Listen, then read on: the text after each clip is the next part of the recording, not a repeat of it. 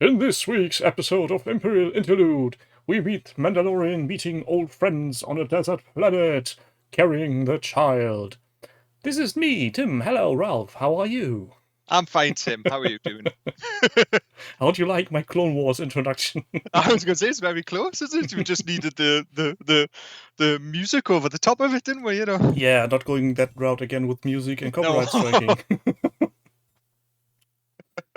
So, as always, this is our podcast about The Mandalorian Season 2. We are at Chapter 12? Yeah, we're Yes, halfway through. episode I've forgotten 4 or 3. Episode 4, Season 2, Chapter 12. Yes. It's roughly halfway through the season as well now. And also, spoiler warning.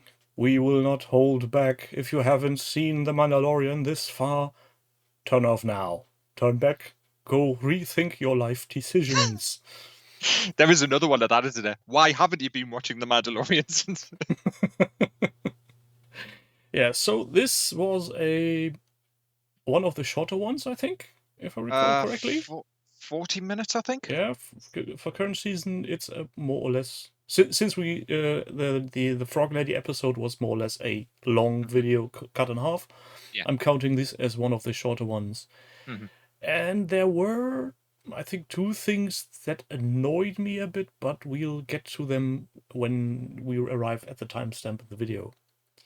So, where It wasn't one of the it wasn't the thing that seems to have been hitting the internet, as it's the supposedly obvious crew member standing in the background. No, I didn't see that.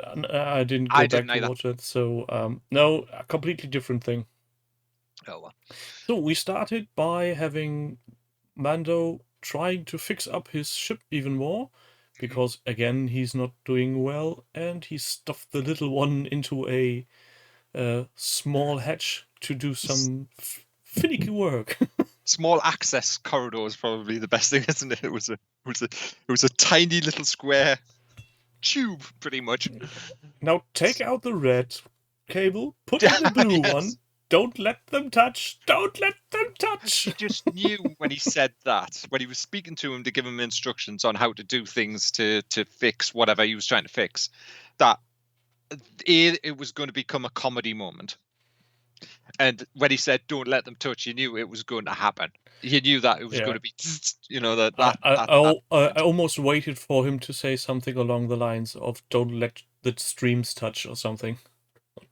Don't cross the streams. Don't cross the streams. Yeah. Wrong franchise. But that would have been hilarious, wouldn't it? It would have been, yes. So because then of course it cuts to him in the hold having something to eat, doesn't it? It's the whole break thing in him lifting his helmet up to take a drink and then putting the helmet down. It's interesting that he doesn't take it off when with the child. It's interesting that he doesn't use a straw. Well, there is that as well, isn't it? Well, then he comes to the conclusion that he needs help, and they want to visit some friends, and lo and behold, we go full circle. We come all the way back to Navarro.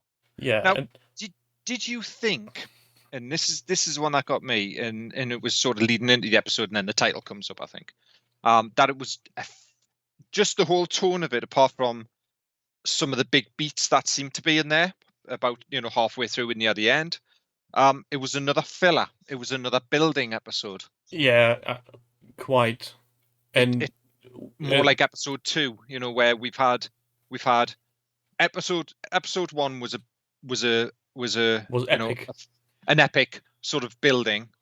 Episode 2 was a quiet but leading to episode 3. Episode 3 was another epic.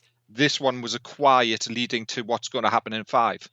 Yeah, I'm on the same boat with you there. And when he lands just short out of the town, he gets greeted by our friends, the chunky woman and the former head of hunters.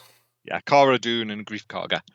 Yeah, one has become the marshal, and the other one has become the religious leader of the town. The religious leader, which is the mayor, probably. Well, I think he calls himself moral leader. Mm-hmm. More or less a very weird constellation.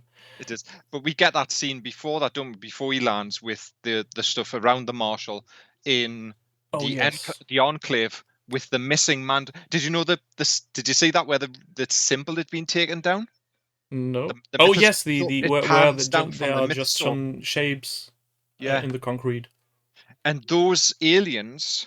Did you recognize them? Who wouldn't recognize them? Yeah, it was Ponda Baba from original trilogy. The as the action figure was originally called Walrus Man. Yes.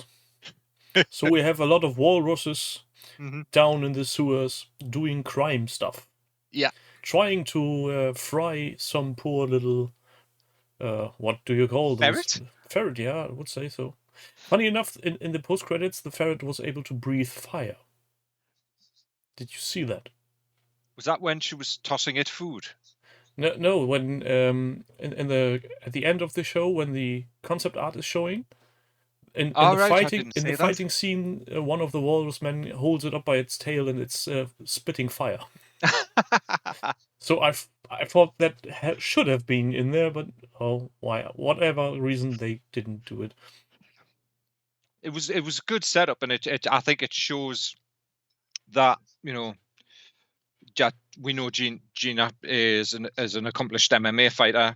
Before she started acting, that she can do her own stunts and seems comfortable doing it. It was a nice sort of fight scene, I think, as well. Yeah, It was a it nice little was bit it of action. a nice bar brawl where she gets established as a lawful fighter for Yeah. good and being the marshal of the town, Mhm. let alone with the sentence now to return all this stuff to their rightful owners. Yeah. So she wasn't hunting down people for profit, but because it's her job now. Mhm. Yeah, it was a nice setup thing for her character to give the character a little bit more. I think we know bits about her. We know where she's from and stuff like that, and what she did previous to the season, the first season. But it's I think it's building on that lore of what she is growing into, Yeah. as a character within the wider universe, especially on Navarro. And then he lands just outside town, gets Yes. greeted by both, Hmm. and they start repairing. No, so the mayor is calling to technicians to start repairs on his ship, Hmm. and that was the first scene that annoyed me a bit Was because that because it seemed to be a bit telegraphing what was going to happen? yeah, the one of the techs, the alien one, gave them a look when Hmm. the three of them went into town, and you Yeah. could tell by the music, by camera setting, by simply the way everything was set up. Okay, this one is doing something bad. Yeah, We it was a don't bit know yet what, telegraphed. but he's some kind of stinky dude. It is, yeah, yeah. I think the setup was a little bit ham-fisted in its sort A of bit setup. over the top. It was a bit it was a bit telegraphed. You could tell that what him sort of staring at them is going to set up something, whatever it is, either in a couple of episodes. You sort of try to think, is it going to be in this episode? Is it going to set up something for an episode or two later? That there was some foreshadowing in his actions. I That think was it pretty wouldn't obvious. have been so ham-fisted as you said if it would have been a setup where the other tech would be seen as well in the background working, but he was plainly standing alone staring at the other three and just was it Yeah, was a bit too much for my taste. yeah. It was a little bit ham-fisted, but Yeah. I mean, it didn't detract much from anything else that was going on. I think it was just a bad setup. I think And to be honest, after 5 minutes later, you have forgotten about it Yeah, completely. So maybe yeah. it needed to be that um, very prominent in your brain so that in the Hmm. later timeline of this episode, it would make sense and not come from too far from the left side and go, oh, yeah, there was something maybe Hmm. eventually. Yeah, yeah. So they go into Navarro, which is totally different than what it looked like originally. Looks a bit Uh, more lively. it does look like there's more people there and stuff, compared to what it was when I think it was just the the where the Hunters Guild was, on the planet. There didn't seem to be many people around. And also, in the it's first much more season. colorful. We have Yeah. market vendors selling fresh fruit and anything. Did you see the statue in the background? No, I missed that. As they're heading towards grief with the baby, who had that was great when he picked the child up and started speaking to him, like, Yeah. has he been looking after you? That was quite funny. It was the interaction. It was the do the magic hand thing again all over again. But as we're heading towards the building he was leading them to, in the background where the market vendors are, it's very brief. I didn't notice it originally, but I'd noticed it on because I watched this again. There's a statue of IG-11 Oh, as a hero, as a hero. that's nice. They've done a statue of IG-11 in the background in the town square. So where all the market vendors were, if you get a chance to watch it again, as you watch with Grief heading into the building, you'll see this statue of IG-11 in the background. Yeah, and in the building we meet yet another person, a character that has been with the series from the very, Well, very beginning. before he goes in, it's the first building they go into, which is the school. Oh yeah, they leave They the go to the child school. with the school where an AC3PO unit is teaching class. Yeah, like things like there was some little bits of name dropped in there, like the Hyperion Way and stuff. Yeah, The Corellian, which is all from, it's got to be from the books, I think. The Hyperion Way was mentioned. Like the trade route between, it was said the trade route between Corellia and something else, wasn't it? And what is it called? And I think someone answered. But then there's that whole thing in the school where the child's watching the kid next to him eat blue cookies. green. No, they were green. There was exactly the same color as him, and that was something that annoyed me a bit too. Was that? I thought they were blue because I was thinking more the fact is, all he'd need is a cup of blue milk. No, it was green, greenish, darker green Yeah. than the child itself. But at later time, we will see these cookies again in a brighter green. Yes, we will see them in a brighter color. But then he does the whole magic hand trick, as Scrooge would say, and nicks them. So because you knew it was going to happen. I think that was obvious. The child's looking up, going, "Can I have one? Can I have one? Can I have one?" And the kid goes, "No." So you knew as he reached out with the force, as he reached out, you knew he was going to steal them. Yeah, because the other child didn't want to share, so Exactly. he brought it onto himself. Yeah, you've got to share your cookies with the child, otherwise you're going to lose them. You know what your teacher said back in the day. I hope you have brought enough for for everybody. Definitely. So then, after the child is taken care by this class and this droid, they went into the mayor's office, and there we see a blue guy. We do indeed.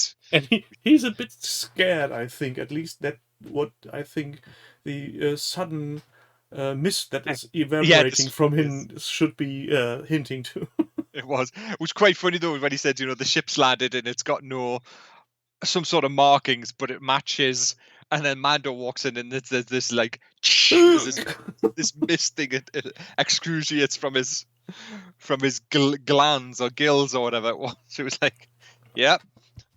I think it's safe to say if it wasn't this, he would have shat his pants. Definitely. Definitely. To quote Deadpool, he should have worn the brown pants. You know what I mean? Possibly. And at this point, we learn that the Mandalorian doesn't need to pay for his repair because there's a job offer on the table. Yep. They found a actually not so abandoned Imperial base, and that's where the forces came from at the end of Series 1, where Moff Gideon ventured into the town. It's. I think they said it was just like it's an old Imperial outpost. I think is what they said, and they described it as an outpost. Yes. And I think that the other thing they said was if they can remove the outpost, then this planet would become safe and would become a trading hub. And I think that's what Grief Karga's sort of ulterior motives were the fact is he wants to make it safe, but he also wants to bring commerce into the planet to help the people. So there's nothing ulterior in his motives that is necessarily evil. He's doing things to protect the people. He says something along the lines, I want them off my planet. Yeah. Which is a bit, I don't know if that's foreshadowing, but you could interpret that as some sinister motive. But since he has been so well-meaning to the child and the town actually flourishes as a trading hub, I think it's an honest wish of his Yeah. to get the town or the planet being a trading hub for the sector. Yeah. And then it was it's then that's when the Mandalorian or the Mando accepts, and we cut to them traveling in a land speeder. A very shabby one at that. Yeah. Heading towards the base. And the base is located at a canyon which is volcanically active. So there is everywhere scorch marks. And that leads to some problems getting into the station because the door isn't working. Yeah, the door doesn't want to work, so the one with the jetpack decides to use that, so the Mandalorian boosts up to the top, and as they're messing with the door, you hear ah, dunk. And a sudden thump. You just knew that was, you know, where you talk about things that are being set up, and there's things that you sort of the tropes within television and things, you know, like that. You smell some things a mile away. Yes, and that was obvious what was going to happen there. That, you know, that you were going to get somebody falling from the top ledge of the base, that being a white a person in white armor. Yeah. You know, And this is one thing that annoyed me a bit on the whole season 1 and 2 on The Mandalorian until now. I haven't heard the Wilhelm scream once, which is usually a trope that gets into Star Wars movies everywhere. And I think these stormtrooper falling from somewhere down and dropping on the floor should be at least once they need to make the Wilhelm scream in there somewhere. So they get in, they go up to the top level, and that's when they come across the covered up troop transport. Yeah, with a lot of or more troopers on the ground and in the base than they actually expected to be there. Yeah, because they go to the command deck first. They do see the speeder bikes. Yes, Well, I think they walk past them. They walk past the bikes, and then they head up into the command deck to get the command ship and knock out, or, well, I'm assuming they knocked out the Imperial officer there. You know, Yes. There's no neck breaking sound or anything, so, you know. That would be the other one, you know. Or there's none of that being strangled. So I'm assuming, you know, it was the whole sleep, go to sleep, go to sleep, go to sleep. You know, not that them destroying the base, which is what they want to do, really is anything any worse than actually killing him, because he was unconscious when the base goes boom. Yeah, but you know, it's a children's show. If you don't see them getting killed, then Yeah, they're true. not technically dead. True, yeah, it's very true. So they wind through the corridors, they come across some more stormtroopers and get to what we would describe as the shield generator pods from original trilogy. Yes, that was something that was really taking it back to episode 4, A New Hope. The funny thing was there's no handrail. Yes. No shit shot. The reply to that was, well, if Obi-Wan Kenobi could do it without with a handrail, you know.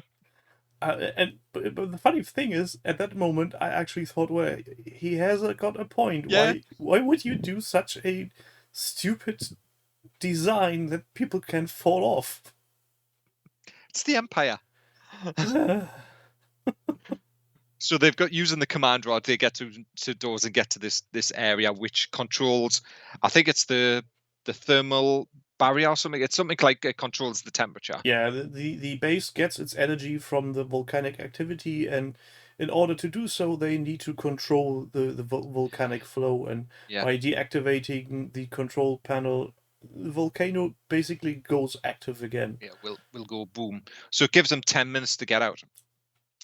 So as they're heading through the corridors, they come across they go one way and there's a bunch of stormtroopers patrolling, so they go another way, and that's when we cut to a scene of two guys in Lab coats, basically. Imperial lab coats. It's the same costume that the Doctor wore in first season. It's exactly the same. I don't know if it had the same symbol, and we'll talk about the symbol in a moment, but those coats had symbols on them, or his did. Yeah, and they were very actively working on the console, and one was saying, just delete it, just delete it. Delete everything. So as the Mandalorian and Kara and the blue guy and Grief come round, these guys see them pull their blasters and start shooting. Supposedly this is the scene where we get to see a crew member. If you're listening to this and you've watched it and you want to see the crew member, supposedly go and knock yourselves out. I didn't see it, and I think it's like 2 seconds. It's not as bad as the cup in Game of Thrones. Let's put it that way. So they shoot them. There's a little bit of a gun battle. These two guys die, and then we get a really a side look on some experimental bodies hanging in some fluids, looking very deformed. Indeed, they are in Star Wars non-canon, but in sort of Legends. I think they're supposed to be what's called a SPAR-T cylinder, which is a cloning cylinder. That would be my. Though they find a holographic recording which is played, and it shows the Doctor from the first season, and he's talking about volunteers. So I don't think those are clones. No. Actually, yeah, they're not volunteers, but I'm wondering if then they're probably backed cylinder canisters, something along those lines, as a conserving fluid to look at the experiments and maybe extract things from them. But they don't look healthy at all. No, they don't. They look very, very deformed, very, very much deformed. And then with them playing that message, and then the Doctor at the end goes, "I won't disappoint you again. I won't fail you again, Moff Gideon." And the Mandalorian goes, "It must be an old message." And then the Mithral, that's what they're calling the blue guy. I think it's Mithral is the race or whatever. Says no, it was 3 weeks ago. 10 days or something. 10 days or something like. It was quite that early. Long ago. Yeah, so it's basically setting up now that the characters know Moff Gideon survived. The end. And he's still doing things. He's still wanting things. He's still wanting the child, because that's when the Mandalorian, when he says, we need more blood, because in the message it basically says we need access to the asset, I think he says. Yes. So he couldn't extract more blood from the child back when they had it in possession, because that would have killed it. And that's why they refrain from extracting more, but now they have used up the last bits of it, and now they need a fresh sample. So that's when the Mandalorian goes, no, the child, and they tell him to use the volcano, and Grief, Kara, and the Mithral run off one way, and the Mandalorian heads off down the corridor. There's a run. It's a little bit of a dual running sort of battles. You see what happens with Grief and Kara, them going through some stormtroopers, and then you see the Mandalorian do the same, shoot 2 stormtroopers, get to where the volcano is, and as he's about to activate the jetpack, he blasts up. He gets shot at, so he kills that stormtrooper. Other stormtroopers are following him, and he blasts up and heads up straight up through the volcano. And as he passes 2 stormtroopers standing at the top of the volcano, kills them, which I thought was quite cool. And then does the superhero landings, Yeah, he does what we would expect from a hero in any series. He more or less saves the day, and then a moment later, the other 3 arrive at the level where the speeder bikes are parked, and where the troop transporter is sitting beneath its cover, and they start to run, but there's an awful lot of reinforcements getting in. Did you notice the dialogue the stormtrooper said? As the doors open, the stormtrooper comes out, and I think if I remember correctly, he says, "It's them, blast them." Yeah, it's very reminiscent again on Episode 1. Yeah, episode 4. It was like, stop that shit, blast them. It was very, very much of that sort of ilk of a little bit of let's bring the bits back, you know. Yeah, there were a few more reference up the way, I think, to the original movie. Yeah, definitely. So they can't get out the way they came in because stormtroopers, and that's when Kara makes a run for the armored transport. Which I think's called a marauder. You could be right. I would It have to was look it called up a now. marauder. Yeah, I just remember. I think that's what the Mithril calls it. If I Yeah, remember he looked. correctly. Oh, look at that beauty! That we could take that home. We could sell it on the black Yeah. market. But So at that they point, jump into that, he's don't they? told off not to think Yeah, too much. definitely. But they all pile in and they try to go one way,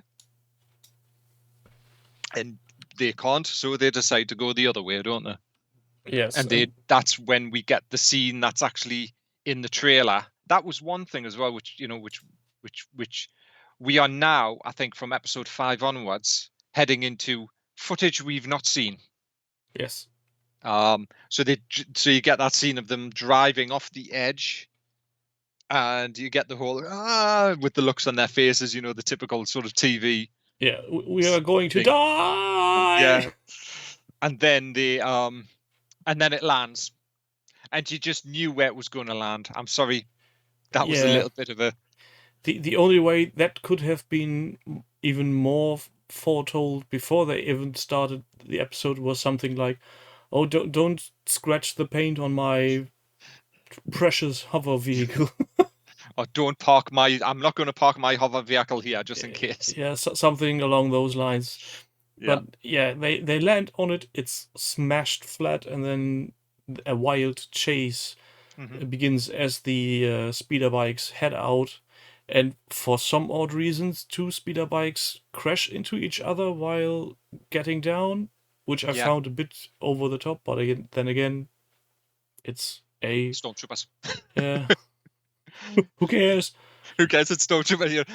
I think it was because they had got down without anything, and I think they were trying to say how dangerous it was, because but it was. I thought it was quite interesting, especially when the bikes that did get down, that you saw the trooper drop his foot onto the ground to help pull himself around, doing the whole. Yeah, it was a little bit like a bike skid sort of thing, but still, it was quite. It was just adding that little bit more, I think, to. And again, we have this close up of a speeder bike pilot putting down the foot on the pedal to get some more juice out of it. Yeah, as is tradition in every speeder bike scene. It is definitely tradition in every speeder bike scene. So they're being chased down by initially 3. Grief mans the gun turret at the back and shoots one of them down. The two that are left split. One goes one side, one goes the other side, and you get the typical car pushing vehicle into sort of like off a cliff or whatever, but in this case it was big heavy troop transporter crushing small speeder bike against the wall of the canyon. Had a bit of a Indiana Jones feeling. Yeah, and then the other trooper managed to get on top and prime a grenade just as the turret spins around, but the turret didn't fire. And the mayor sitting at the rear cannon somehow felt a bit like Luke in the Millennium Falcon. Yes, it was very much the not really knowing what he's doing there, more or less fumbling along and then hitting the fire button simply at the right time. Yeah, definitely, but he didn't shoot the stormtrooper on top, which I think a bunch of people think he did. The grenade went off in the stormtrooper's hands. He didn't. I actually would have to rewatch now, because I would have sworn he fired, because the arming rectangle went red and he pushed the button. I don't think he pushed the button. I think he was about to, and it went boom. Well, the only way we could be sure is for you lot people out there listening to this podcast is to watch The Mandalorian again and tell us. Yeah. But I think that was the joke of sorts for that. That it wasn't so much that Greef Karga had shot the guy, that he primed this grenade, was about to throw it into the cockpit, and as the turret turned around and he looked, it went off in his hand. Because Yeah, if you look, you got that scene of the helmet bouncing and rolling. the empty helmet rolling Yes. around. hmm And then that's when we get the scene of the base starting to erupt with the volcano stuff when the ties take off. Because Yes, that's there are one thing four TIE fighters parked at the location, and just as the base goes kabooey, those four get off and start hunting the armored transport. Yeah. So we now get the traditional flying chase versus a ground vehicle. And then, of course, we get the whole manage to get the mayor shooting down one of the pilots, but of course that destroys the gun because he has to jump out the way as the wreckage of the TIE crashes to the ground and damages the top gun. And then they're being chased, so they start moving going faster by these TIEs. And just as you think they're about to be blown out of the sky, we get the heavy blaster bolts from the Razor Crest. Just before they shoot down one TIE fighter that then crashes into the back of the armored transport, crushing the back cannon. Yeah, it takes out the gun. And then we do get the Razor Crest turning up. Rushing to the rescue, which is the second big annoying part in this would episode that be the for repair me. time? Yes, they didn't.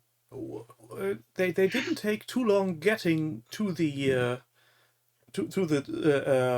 base, and they surely haven't spent much time there, and the preparation time wouldn't have been that long. So even if we stretch everything, I don't think the techs had more than 4 hours working on the ship. Yeah, I noticed that as well, but it's like it was a bit pushed over the limit for my taste, but yeah, okay, I get why they do it, but not again, please. Yes, yeah. I think we're it's getting to the thing of we know the show is not written for us, Yeah, it's not written for you don't people of want our to age. analyze episodes of fictional characters. It's never going to work. But there was a little bit of stretch. But then, of course, we get the Razor Crest in a space battle. Well, an atmospheric. Yeah, we have a dogfight with the Razor Crest and 2 TIE fighters, which the Razor Crest obviously wins, because if she wouldn't have won, we wouldn't have another episode That's coming. when we find out as well that he was able to get the child and put the child back into the Razor Crest, because the child starts treating it like a roller coaster. And is very happy and is still clinging on to the pack of cookies. Yes. And after the battle is gone, we see the cookies again in the form of vomit. As the child goes. Yeah, which was nice, I think. It was just something silly, wasn't it? That I'm not used to all these G-forces that are spinning as we're spinning and spinning and spinning. Especially still having all those cookies in my stomach. Yeah. So the simple fact that he has still got some cookies left seems to say there hasn't much time passed. No, definitely not. And then we get them sort of. You get the shot of during the battle of Greef and Kara and the Mithra looking up to see what's going on through some biocs, and of course, when the battle's over, them speaking to him saying, and buy you a drink. It's also that's when you find out that that how do we repay you? He said just cover the cost of the repair and then we're done, and that was sort of it. And then he leaves the planet, and but we still stay on the planet because we get a revisit of yet another returning character. We get we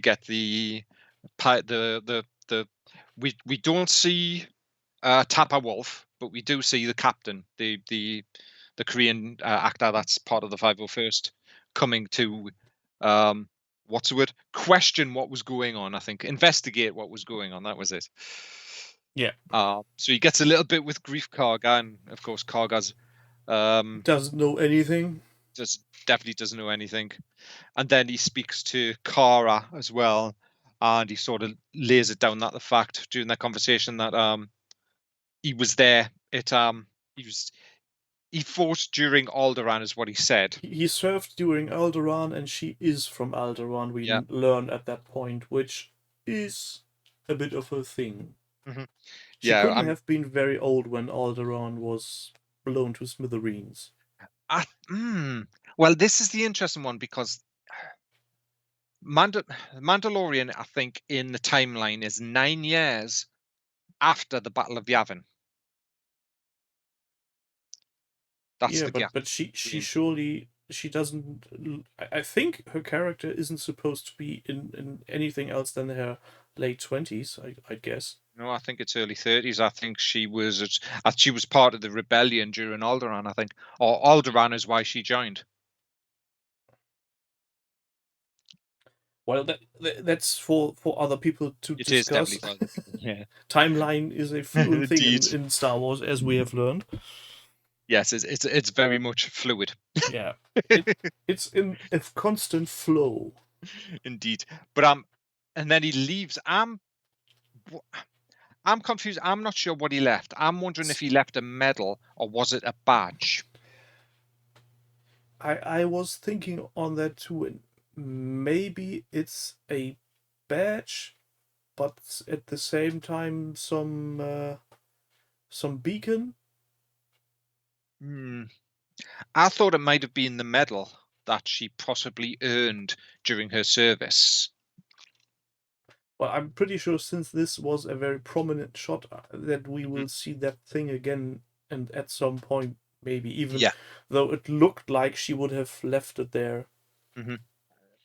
But then then sorry. he goes off and we get our last big shot of the episode, which almost feels like something that could be a cliffhanger if this was being made from regular television. Mm-hmm. Yeah, we get a shot of a undercarriage of a Star Destroyer. I had to think and I had to look, and that's actually one of the lighter Star Destroyers you see from Rebels. Yeah, that's what the it's design. A small one. Yeah. And we get a female Imperial officer speaking to somebody on Navarro, and we find out, as the foreshadowing sort of shown, it was the alien from earlier on. The repair mech. And he left a tracing beacon on the Razor Crest. Yeah. And when she gets some information telling him that he will be richly rewarded in the New Order. New Order, you hear me? New Order? Yes, not First Order, but New Order. New Order. She goes into heads to a huge, great big collection of blast doors, which open up into this scientific chamber. Would probably be the best description of sorts. Yeah, I would go as far and say it could be an armory. Yeah, it's not sure. Anyway, we see a couple of people wandering around in those white uniforms again.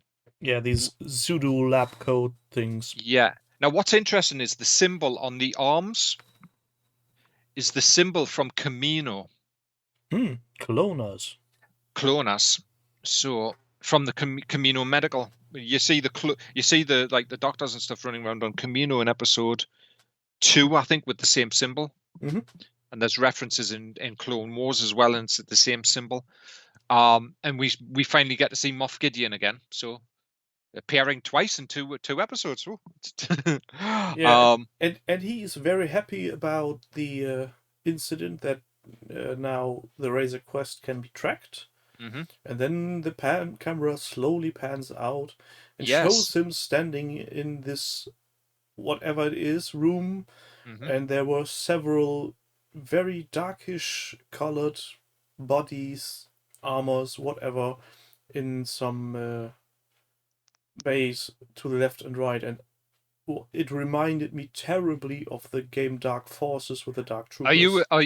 you of that ilk as well? Because that's what seems to be going a lot on The thing is, online as well. Is very much like the Dark the Troopers. Dark Troopers, as far as I remember from Dark Forces, were mechanical of Yes, nature. they were. There were There three were stages. not any living things Well, in. no. In the original game, I know this is a little side. The Dark Troopers were in three stages. Yeah. Yes. So you had like an exoskeleton version. You had a mid-range sort of And then the big black hunking yeah, killer the big guy. sort of mech suit type of thing. What's interesting is in the game, the moth that ran the Dark Trooper project is a boss in the end of the game, and he's in what's called a Phase 3 Dark Trooper uniform. You actually fight him, and he's in one of those like mech suits. So he has it kitted out like a almost like a portable mech suit, a bit like the Hulkbuster. Yeah. So, So since I'm wondering if the clones, this is what went up online, and it might be true, it might not be. I'm a little bit thinking about this, that the clones we saw were them trying to create a Palpatine clone, so that would link in with with the 7, 8, Force. 9, the latter trilogy, Mm-hmm. yeah. But I'm wondering if he's trying to create a Force sensitive or a Force using collection of stormtroopers, and that's what's in those suits. I think that that's pretty much where it's heading to. That he's trying to create some sort of uber soldier, as is tradition with evil empires in Yeah. movies. And I think he's taking advantage of the cloning facilities in conjunction with adding blood of known Force users to merge them into something of a super being. Yeah. But what's interesting is that now means if after the blood of the child, that the child isn't a clone. Where a lot of people thought the child might be a clone of Yoda. I didn't think he would be a clone from the beginning. I think that was simply because nobody really knows what race Yoda Yeah. is and where he's from, and since we know he gets old, almost 1,000 years, I think that would be a race that is very much into its privacy. Yeah. But then this then sets up next week. Yes, because as is tradition with television series, this is where the whole show ends. Of course. But then, of course, I think it was inevitable. We knew when after the announcement from Bo-Katan in episode 3, and then the sort of drop the names of who's directing the episodes, because this one was directed by Carl Weathers, and I thought he did a great job. Yeah. We knew that the next week's episode 5, is Dave Filoni's episode, and Dave Filoni is the gentleman who created, along with George, Ahsoka Tano. Yeah, and I think that's when the second season will pick up the Yeah. pace, and there will be. I'm guessing the last 3 episodes of this season will contain no more filler episodes. I think No, I don't think we there's will have thing. a larger arc over the next 3 episodes, with a very possible cliffhanger for season 3. I'm expecting a Empire Strikes Back style ending at this. Yeah. And I'm wondering if that's when we'll see Fett, and I wonder if it'll be Fett who takes the child to Gideon. Could very well be, or maybe Fett taking the Darksaber from Bo-Katan. Anything along those lines. I think there will be 1 or 2 twists we are not currently thinking of. Yeah, definitely. I mean, I saw online, because there's rumors pop up like that. One of the rumors somebody put out that Dave Filoni directed the episode and it was very emotional for him, so that indicates that they're going to kill Ahsoka. I don't think so, because that would be insane. That would be terrible. It would be very terrible, but I think that would be from a marketing point of view, and from from Disney wanting as much eyes on this as all. Not that they're not getting it. It would just be a stupid thing to do. Yeah, I think if the rumors of the episode being emotional is true, I'm pretty sure it's because he's seeing his creation Yeah. come to life.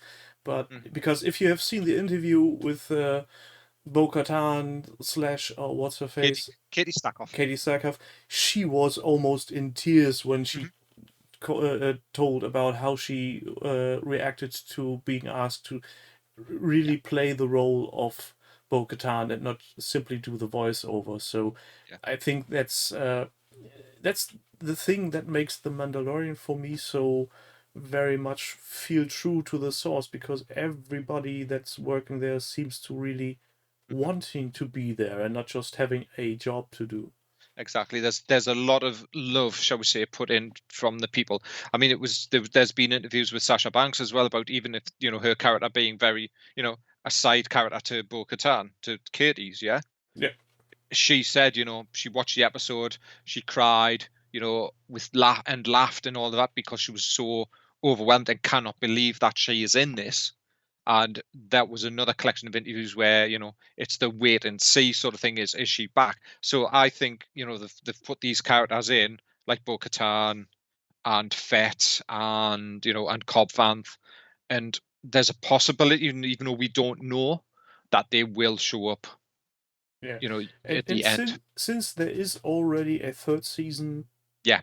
being queued up, because Mhm. if I remember correctly, when Corona started, they went out of the way to make sure that they get seasons 2 and 3 made in a succession, so that they could get away They. with as much time as Mhm. possible having people on set.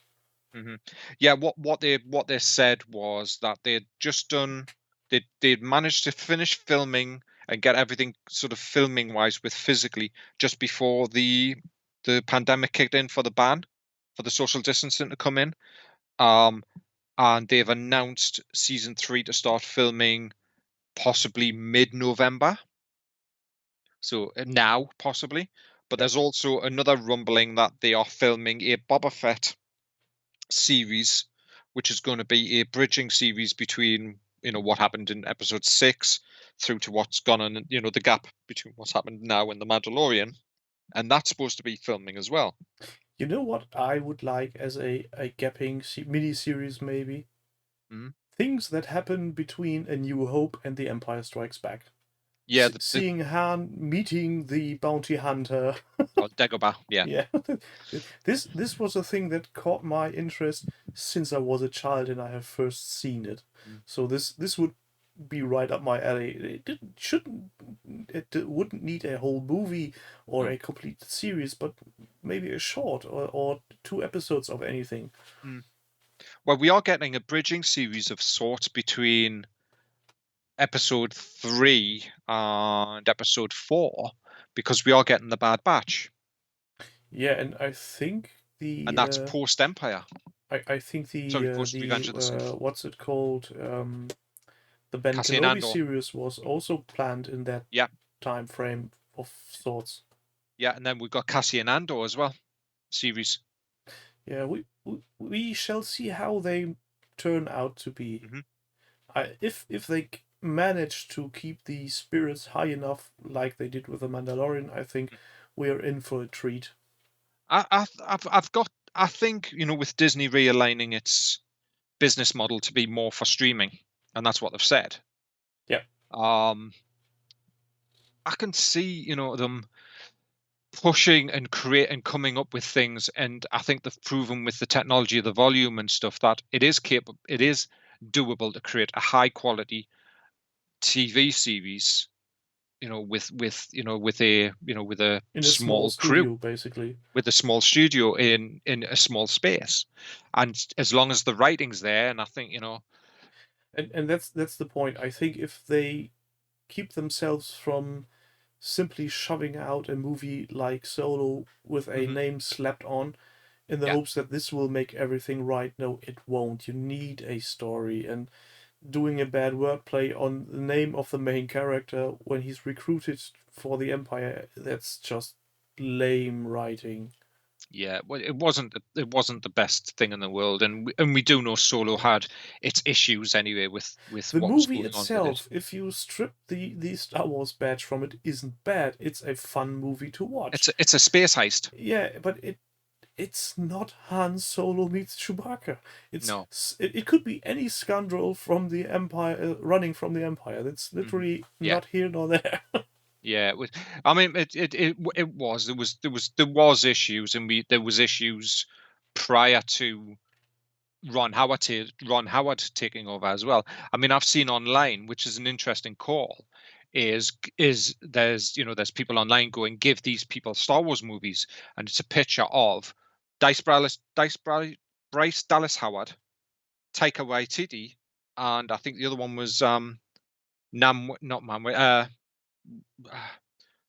Deborah Chow, who directed episode 2 of The Mandalorian season 1, and then you've got Bryce, who did this episode to episode 3 and did the first episode with Cara Dune in episode 1, and of course Taika, who did the end of the last episode of season 1. But Taika's got his own movie anyway because he's busy writing it. Yeah. So So let's wrap this up. What do you think of this episode in overall? I enjoyed it. I did think it was a little bit of a filler, but we did get the build, and I think that's because we at the end, it's not so much of a filler. I think it was now building. It's now building to that larger story. Yeah. Within the Star Wars universe now, with what they're building with especially with Gideon. Yeah, I think it was a nice episode. It wasn't the strongest yet, but as we have said earlier, it's hard to get another high if you start with a season with a very, very good episode. And apart from the obvious tech staring at the protagonists, then being revealed as a traitor thing, and a very, very short repair time, I think this episode was all in all was good. I think it ranks up there with the Spider episode. Yeah, it was fun to watch. It's something for an afternoon. It's nothing to make too much thinking about. And I think after this recording, I will give it a rewatch to simply see if there was some crew member to be seen for a longer time, and give the IG-11 statue a look. The IG-11 statue, but I think this week's episode is going to be the big one. Yes, I'm guessing so. And if it's not the big one, I think that then will be the primer for the last 2 seasons to really push the volume to 11 and get all things hyped. Yeah, definitely. So this is it for today then. Ralph, I thank you for being here. I think thank everybody out there on the receiving end for listening. If you have any questions, there's a mail address in the description down below. Send us an email if you want. With this, I say thank you, Ralph. No worries, Tim. And we will hear each other next week. Until this, stay tuned!